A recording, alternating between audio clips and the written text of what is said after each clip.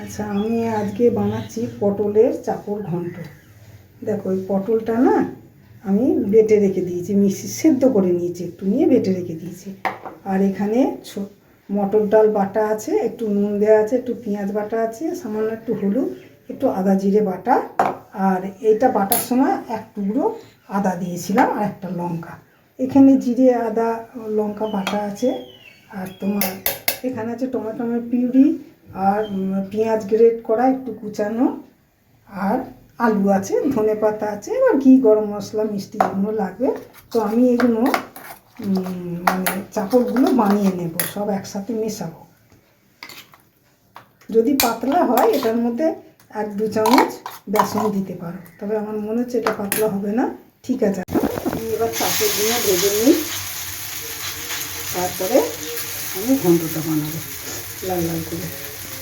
আমার চাপড়গুলো ভাজা হয়ে গেছে লাল লাল করে। তো এবার আমি কড়াইতে ঘন্টটা বসাবো। একটু জিরে ফোড়ন আর তেজপাতা ফোড়ন দিলাম, দিয়ে একটু পেঁয়াজ কুচনো দিলাম, পেঁয়াজ বাটাটা দিয়ে দিলাম, আর এই আলু পাতলা পাতলা করে কেটেছি এটা দিয়ে দিলাম।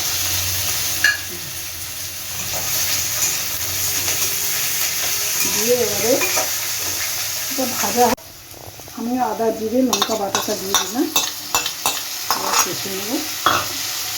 টমেটো পিউরিটা দিয়ে দিলাম একটা সাইডে। এবার আমি একটু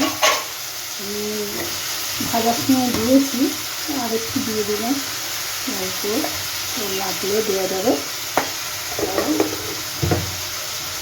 চিনি দেবো আর হলুদ দেবো, ওগুলো ছেড়ে দেবো।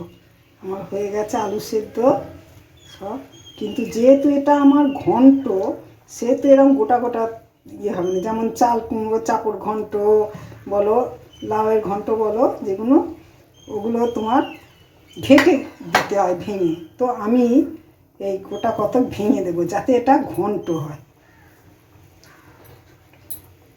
ঘন্ট নাম যখন, তখন তো এটা ঘন্ট না হলে হবে না। এই হলো, এবার ধনে পাতা দিয়ে দিই, দিয়ে এবার ফুটলে আমি গরম মশলা ঘি দিয়ে নামিয়ে দেবো। ব্যাস, আর একটু ফুটিয়ে নিই। এই হয়ে গেল আমার চাপড় ঘন্ট। এই যে কয়েকটা ভেঙে দিয়েছিলাম বলে একবারে ঘন্ট হয়ে গেছে, আর কিছু গোটা গোটা আছে। তো আশা করি বানাও। আরে পটল চিংড়ি পটল দোরমা অনেক রকম খাওয়া আছে, এটা একটু বানিয়ে দেখো তো, খেয়ে কেমন লাগে।